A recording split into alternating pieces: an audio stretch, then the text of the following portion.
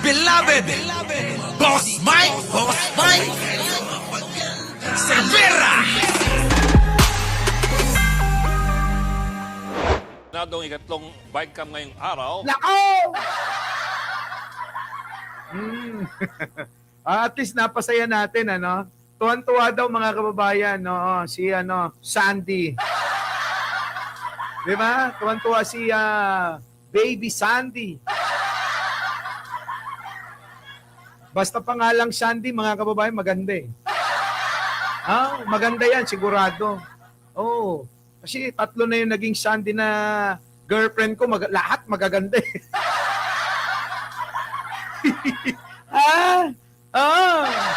Eto na. Eto, tanong ngayon ng mga kababayan namin, kababayan natin, 2026 budget, aabot ba? Ito nga ang problema. Problema to. Yan na. Gusto itong ituloy ng Kamara. Sa dami ng dapat pang busisiin, kakayanin pa Yung Kamara, atat na yung mga kongresista. Sa Congress ba, atat na sila? Di ba? Oo. Atat na sila. Sabi mga kababayan, no? Lalo na ang mama, ano ka? Ba? Lumalaban siya. Si Madam Arby, lumalaban. Oo. Ayaw magpatalo ng nanay. Kailangan daw pag maganda ang anak, maganda rin ang nanay. Ano? Eto na. Dito na tayo mga kababayan ko. Aabot. Sa tingin nyo, Leonora Brown, aabot ba? Aabot kaya ito? Itong mga, ito ba? Itong budget natin, maapektuhan ng operasyon ng gobyerno kapag hindi eh. Sure ako, wala. No. Kapag hinayaan nila yan, nako. Di ba? ng oras na maratipikahan ang 2026 national budget. Nasa frontline ng balita yan si Marian Enriquez. Ilang oras bago ang bicameral conference committee meeting para talakayin ang 2026 national budget, biglang nag-cancel ang Senado. Nagpadala lang ng abiso sa Kamara pero hindi man lang daw sila kinonsulta. Kita nyo, mga bastos talaga. Mga kababayan, hindi man lang kinonsulta, no? Josie Tango, kita mo, Usually, it would have been something that would have been a collective decision. Tingnan nyo mga kababayan, sino ba tong congresswoman na to? Mga kababayan, no? Tignan nyo, titigan nyo maigi, baka bagong kongresista ito. Sumasakit ulo ko. Sa mga yan, Boss Mike, sabi ko nga, bigyan na lang natin ng kutsilyo itong mga ito at bahala na sila sa mga buhay nila sa loob, ano? Eto na. Kita nyo, si ate, para bang mga kababayan, Sabi rito, ayan, Congresswoman namin yan sa Nueva Ecija, Boss Mike. Nako, kita nyo, mukhang hindi magnanakaw, Joannes, Mick. Mga kababayan, tingnan nyo, mukhang hindi magnanakaw. Hindi katulad ng mga nakaraang mga kongresista. Mga kababayan ko, naglalakihan ng mga hikaw. Ang mga perlas ng ang mga perlas ng sinilangan sa mga leeg ng mga yan, grabe naglalakihan. 'Di ba? Ang mga relo, nako, Patek Philippe. Ang mga bag, nako, Hermes, ganyan, Hermes, Christian Dior. Di ba, Tapos mga kababayan, binili lang pala kay Mike Cervera yon.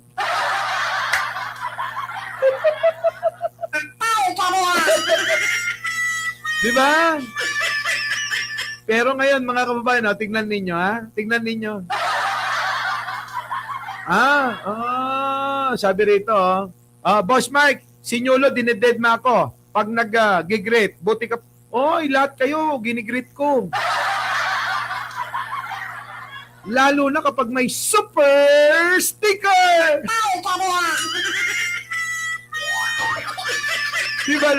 Di ba Ai Chan, Jojo Chavez, Gemma Garais? Lalo na, di ba Alicia Duran? Lalo na kapag ka mayroong super sticker. Di ba Uncle Guapo? Ano, ha? Pariknaan man ni Heart, barang naku.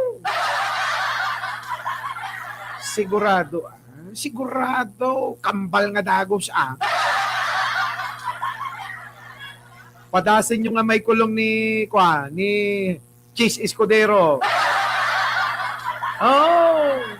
Padasin yung may kulong. No may kulong dadya, uray may sabulan lang.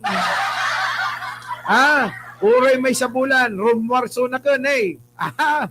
Duwa nga gulis nga dagos nga nalabagan.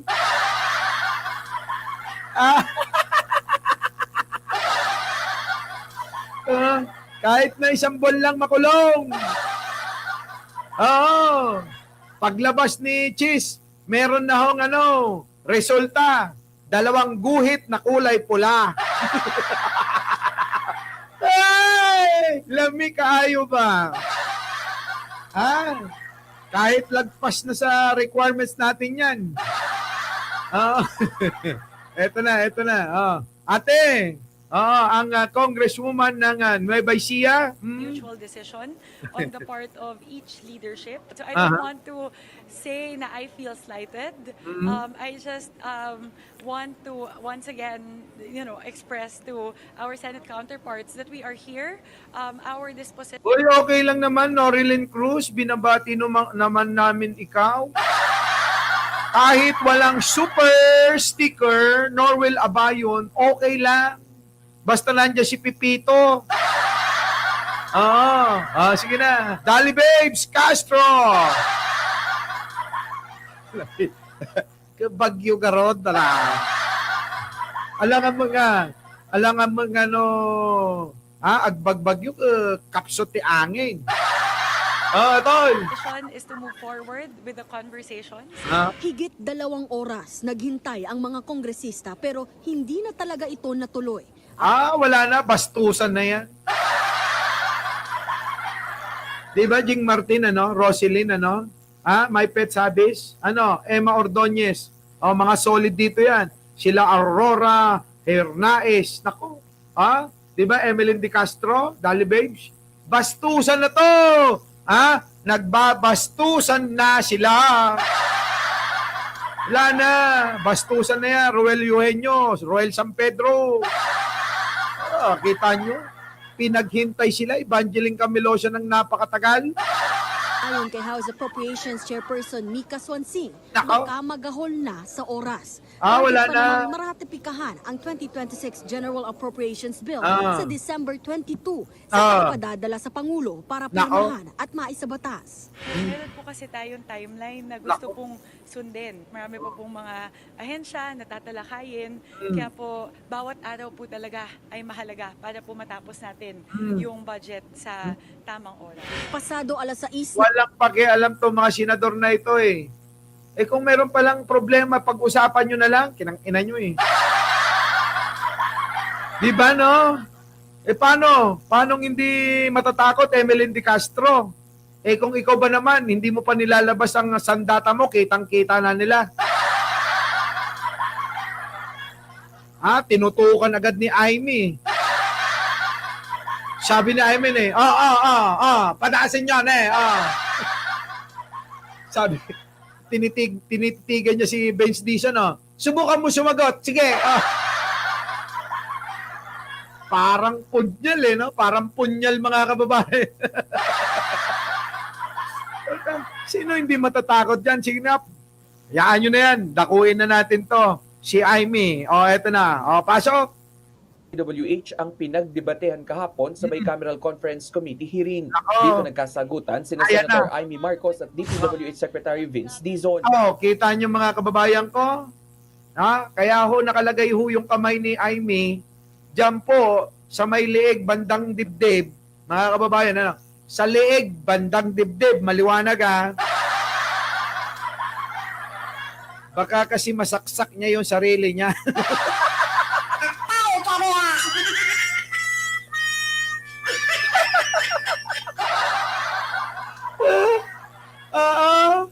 Baka kasi masaksak niya yung sarili niya eh. Ay, nako, Amy. Oh, eto na. Nagkasyagutan na. Manang Amy, alalayan mo ha. Alalayan mo yung ano mo. Nako, baka maging biktima ka ng sarili mong sandata.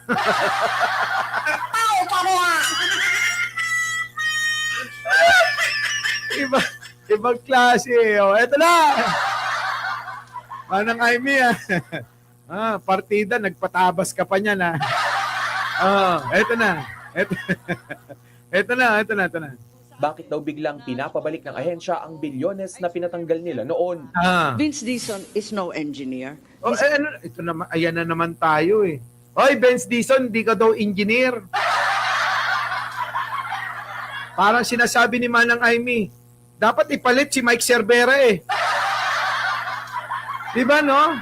At least yun. Oo, engineer yun. Oo. Kahit pa nautical engineer, at least may engineer. Mga kababayan ko, ito lang naman ang ipagmamalaki ko. Seryoso ako. Konting katahimikan. Alam nyo bang kayang-kaya naming daigin yung mga civil engineer? Ha? Kayang-kaya namin. Lalo na ako. Mga kababayan ko, sa pagpapantay lang, ha?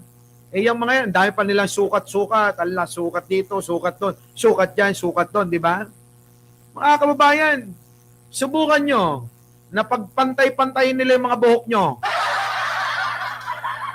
Diyan nyo malalaman kung talagang magagaling yan.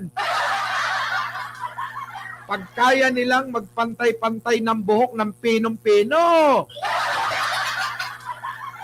Ako, mga kababayan ko, kahit nakapikit ako eh. Oo, kaya kong pagpantay-pantayin yung mga buhok nyo.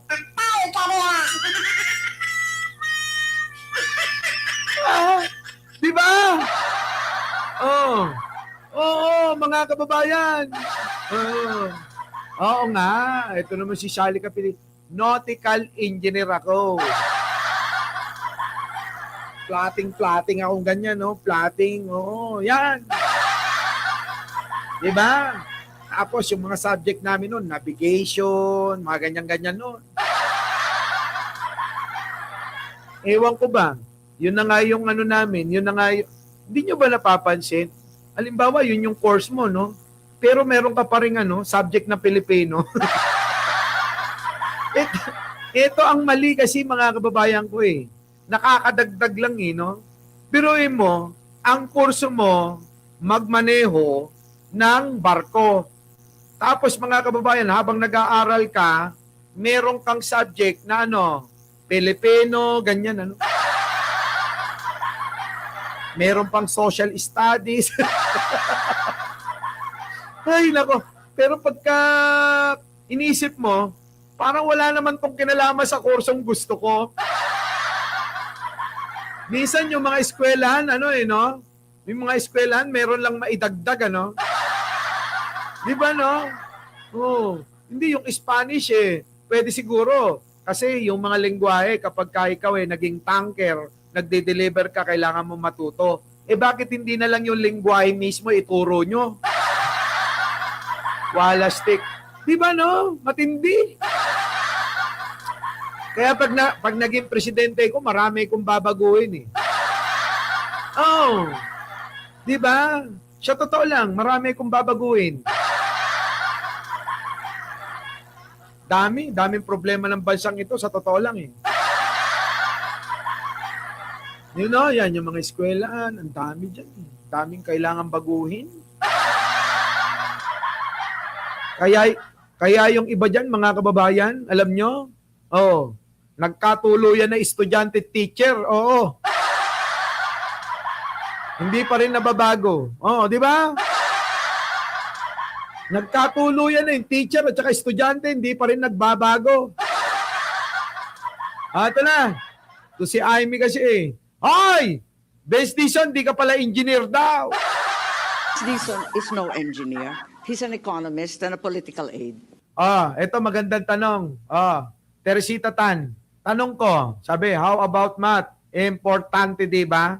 Ito mga kababayan, alam nyo ako naniniwala, sa math, ang kailangan lang nating matutunan, plus, minus, division, subtraction.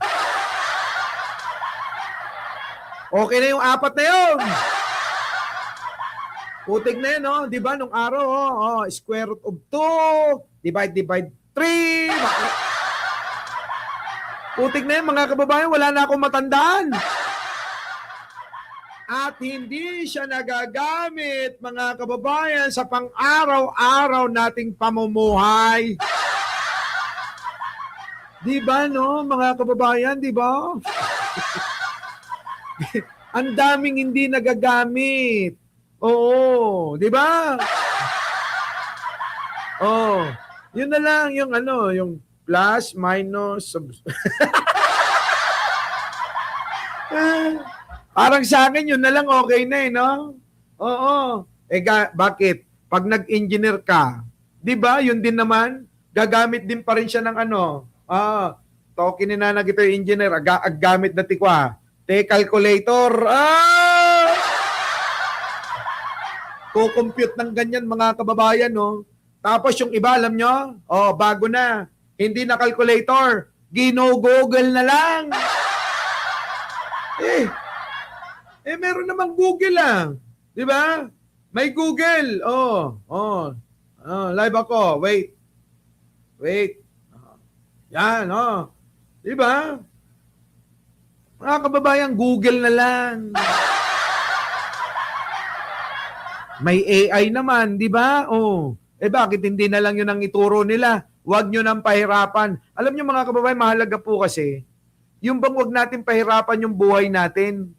Ako naniniwala ako dun sa lahat dapat padaliin kasi yung pong nangyayari sa development ng at evolution ng mga teknolohiya sa ating bansa, mga kababayan,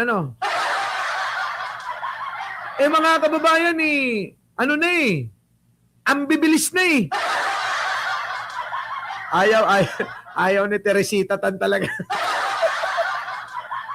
Di ba yun. So, di ba pwedeng gawan ng paraan? Ang aking punto, mga kababayan ko, gawan natin ng paraan na mapabilis lahat yung ating mga ginagawa sa pang-araw-araw. Ganon. Lokohan na lamang to. I truly Bakit? Lokohan talaga yung mukha mo nga, lokohan Manang Aimee, yung mukha mo nga yan, lokohan Tama ba? Math teacher ako, Boss Mike, alam ko. Sabi mo nga, di ba, Ma'am Teresita? Mama, bati tayo Sa akin lang naman pinapaliwanag ko lang, baka po pwede nating pabilisin lahat no? Di ba? Pwede namang gumamit na lang, turuan nyo na lang estudyante ng calculator. O kaya, pwede ba i-google na lang? Look who's talking, sabi dito. Eto na Tingnan nyo mga kababayan ko. resent the fact that the BICAM is being hostaged by the Secretary of the Department of Public Works and Highways. Hindi po pwedeng huminto ang trabaho sa DPWH. We are doing the best we can given the current... Tingnan nyo, mamimiloso pa yan. Mamimiloso pa, Sabi, hindi po pwedeng ihinto ang trabaho sa DPWH. Totoo naman situation. Hindi kita pinahihinto sa trabaho mo. Tatanga-tanga ka pala kapag hindi mo binigyan ng budget yan, Manang Aimee, paano hindi hinto yan? Ikaw kaya pagtrabahuin namin nang wala kang sweldo, magtatrabaho ka ba? Makinig kayo mga kababayan ko. In fairness kahit ayoko kay Vince Dizon, pero mali si Aimee rito.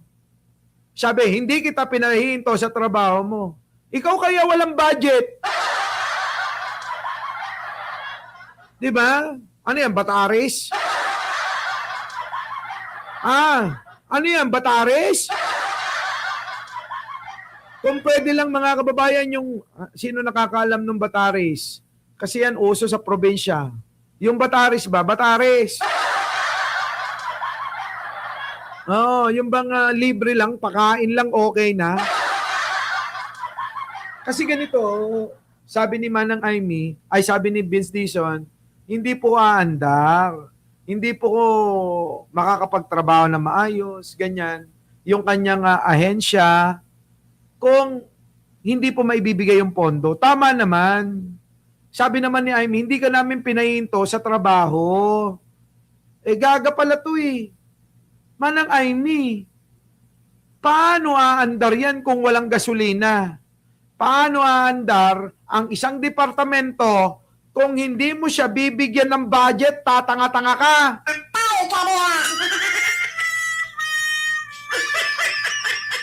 Diba? Bataris, di nyo alam yung Bataris? Ang hina nyo naman. Bataris, oo, pangkain-kain lang yung. Oo. Yung bang parang hindi ka naman patay gutom. Pero kapag ka nagtrabaho ka sa probinsya, halimbawa nagtanim ka ng palay, mani, mais, lahat ng pananim, oo, libre pa ng halian, at merienda, hapunan, ganon, ang Bataris. Oo. Bayanihan, ganon, oo. Diba? Pero eto si Aimee, tatanga-tanga talaga to. Oo, eto na. Tingnan nyo mga kababayan ko. Kita pinahihinto. Doing the best we can given Gigil na gigil pa siya, no? the current situation. Hindi kita pinahihinto Kita sa nyo? trabaho mo. Ah. Ikaw ang humihinto sa trabaho namin dito sa BICAM. Kita mo, tatanga talaga! Tatanga-tanga talaga to mga kababayan. Aimee, yung ginagawa mo, maniwala ka, susuka ka lahat ng mga Pilipino. Kung hindi ka ba naman engot-engot talaga, hinahawla mo yung pondo ng DPWH, paano nga naman magtatrabaho? Galit na galit pa siya niyan, ano? Sabi ko sa inyo, mga kababayan oo, mahina rin ang ulo netong si Aimee. Siguro yung utak niya bumaba na sa baba niya. Habang pababa ng pababa yung utak niya, tabas naman ng tabas siya. O di nauubos na. At papalit-palit ka ng sinasabi. Paliwanag ni Dizon, naniniwala silang may overpricing sa mga materyales na binibili sa infrastructure projects, kaya okay sa kanila noon na tapyasan ng pondo. Pero ang nangyari raw sa Senado, sa halip na sa materyales lang ang bawas, ginawa ito sa buong proyekto. Yan, yun naman pala Hay, nako, hindi ka namin pinahihinto, Manang Aimee, sa pagpaparitoke mo ng muka. Oo. Kaya lang, kahit anong paritoke mo ng muka, tsaka ka pa rin. Kamukha mo pa rin si Eng-Eng. Kamukha pa rin ni Eng-Eng. Our beloved Boss Mike Cervera.